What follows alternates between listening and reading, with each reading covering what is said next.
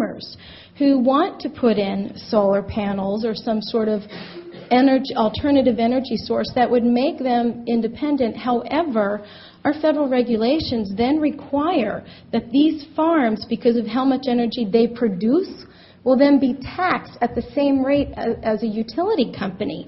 Now, the purpose of moving towards, is that one that I have, I'm done?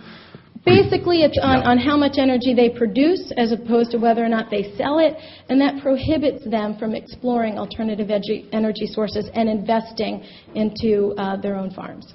Thank you very much. Mr. Coons, 1 minute to you. Mark, Delaware sits in a place in the United States where we are on the receiving end of a lot of air pollution generated across the rest of the country. And I believe it has real, measurable, demonstrated impacts on infant health, on the health of many Delaware citizens. I think it is partly at cause for our unduly high cancer rate, and it's something that Senator Carper has made a real effort at over the last decade to advocate effectively for stronger and tougher air quality regulations that will protect not just Delaware, but all the people of the United States. There are lots of emissions that come out of coal-fired power plants and other power sources. There's lots of emissions that come out of lightly regulated small things like lawnmowers and gas-powered motors that I think we could do a better and stronger job of setting environmental targets, helping move towards them over the longer term, and ensuring that we protect the health of our citizens. Would anybody like to add anything further on this topic? We can squeeze in one more question. Tamala Edwards came an awful long way to be here this morning. Go ahead, Tamala, why don't you? All right. As you know, your state is made up of citizens from so many different kinds of racial, religious, ethnic backgrounds, and that's where this question comes from. One of our allies, Angela Merkel, the Chancellor of Germany, made big news this weekend by saying that multiculturalism, in her words, had utterly failed, that all citizens there now need to speak German and hew to Christian values.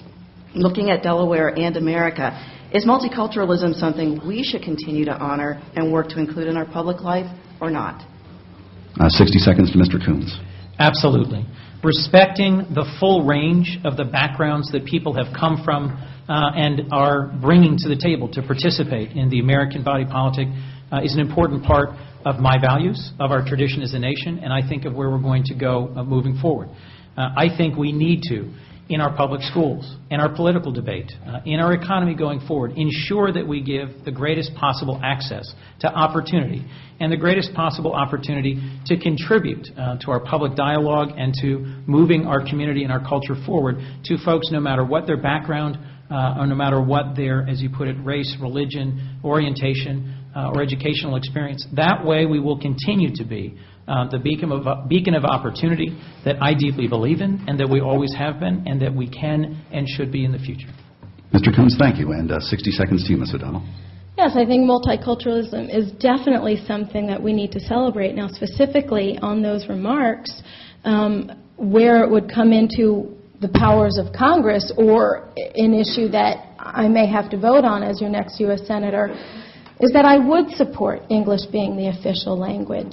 I think that when it comes to multiculturalism, the best way to help people to truly take advantage of the fact that America is a beacon of freedom, hope, and justice, and I have never questioned that, is to help them assimilate, to help them get a job, and that can be seen through our education system if we teach them English. I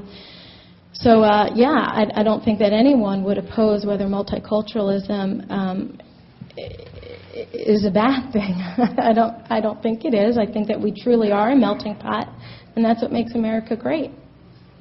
Mr. Coons, anything to add on this? No, I think we've covered it. Thank you. Okay, I think we'll probably be into the final question here. I'll just warn you, I may have to cut the dialogue short after the fact, but since we have the time, let's squeeze in one more question from WDEL's Alan Ludell. Oh, I'm debating what to ask. Okay, health care. To what extent have either one of you had to pay out of pocket for your own health care, and how has that informed your view on health care? I don't know. A great non-controversial topic. Thank you, Alan.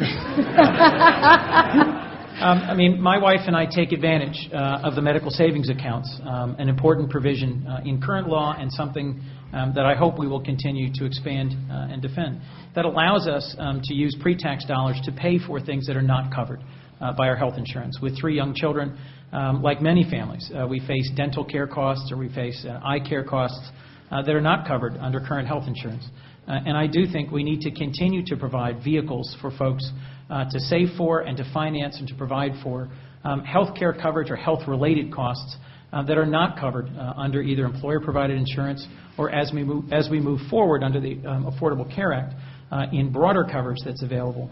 I think we have to be mindful of the fact that individuals have lots of different circumstances and lots of different challenges in paying for and providing health care. I think we can and should continue to move forward as a country in providing access to quality, affordable health care to as many Americans as is responsibly possible. All right, I believe the final 60 seconds now will go to Ms. O'Donnell. I pay for all of my medical costs out of pocket, and I support also the medical savings account. I'd like to point out that Obamacare, which my opponent is in full support of, severely jeopardizes medical savings accounts and businesses' ability to provide that benefit.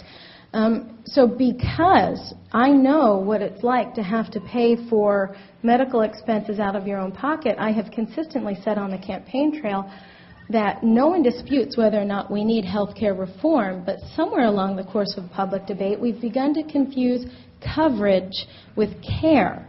And what Congress should be doing is addressing the things that make affordable health care accessible to even our most vulnerable in society. Under Obamacare, we were promised that health care costs would go down, but indeed they've gone up.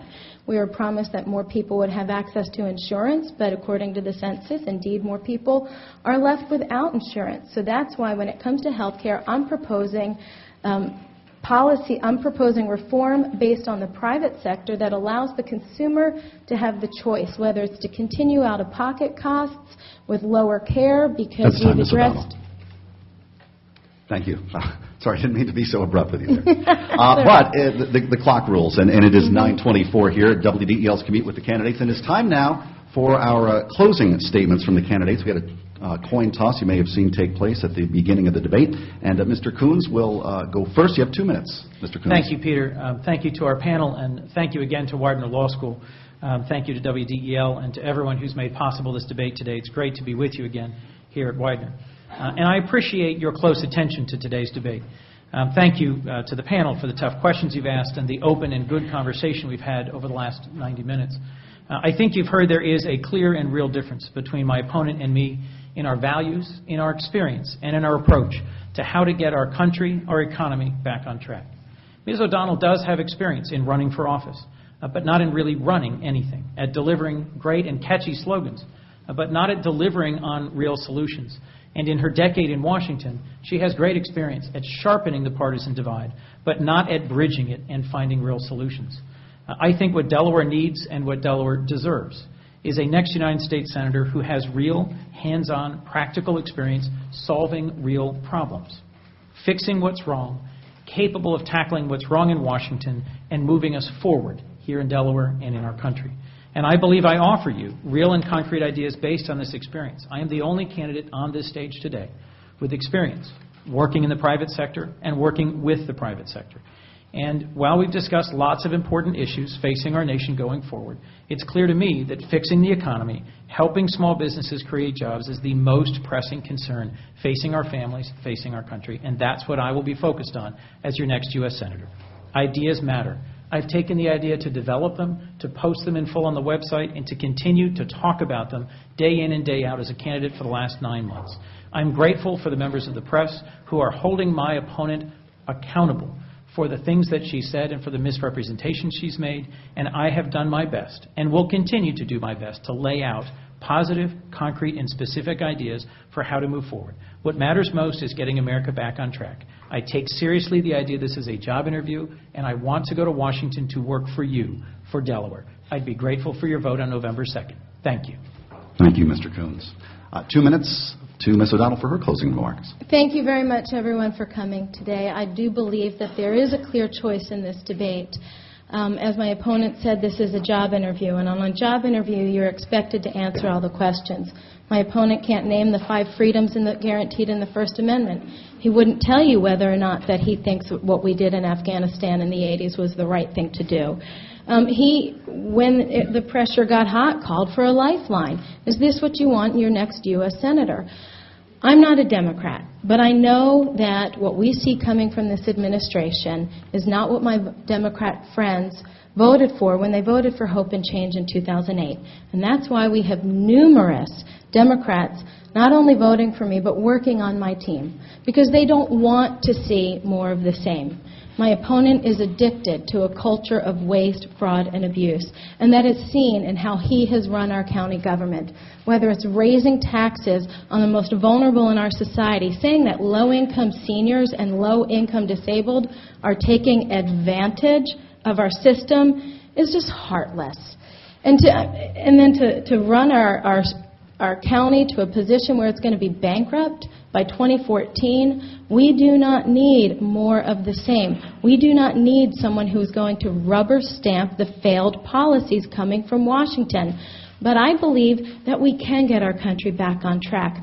I believe that we can be strong again. I have never questioned whether America is a beacon of freedom and hope. And I will stand up to the party pressure in Washington, D.C., and put your interests ahead of Washington interests. So if you want someone with the experience to go to Washington and serve, to take the commitment to represent the interests of the people and not the special interests, then I'm asking for your vote. Because I believe what we need to do to get the economy back on track is to create policies that spur the economy through the private business. As I said, your next U.S. Senator will be voting on very important issues this November. The massive tax increases that are going to be coming this January. Cap and trade that is immediately going to raise your utility bills by $1,200. In just 3 years alone, we are going to be paying $1 billion. It's time? That's time. In interest alone on our national debt. It's got to stop. Well, that concludes WDEL's Commute with the Candidates this morning, a debate between Delaware U.S. Senate candidates Christine O'Donnell and Chris Coons. How about a nice round of applause for our candidates this morning? Thank you so much. Also, we'd like to thank everyone for turning out here. A packed house today. That was great at the Widener University School of Law. Also to Widener's staff, Dean Linda Ammons, Mary Allen, and the technical folks here who make sure that our equipment works, along with our engineers for this broadcast, Lee St. John and Dave Valet. Of course, we thank our panelists, Tamala Edwards from Channel 6, Mark Nardone from Delaware Today, Ted Livengood from the News Journal, and WDEL's Alan Ludell. Your questions help us learn more about these candidates and where they stand on the issues, and we thank you for that. Later today, you can see a podcast of this debate on our website, WDEL.com. Also video there as well.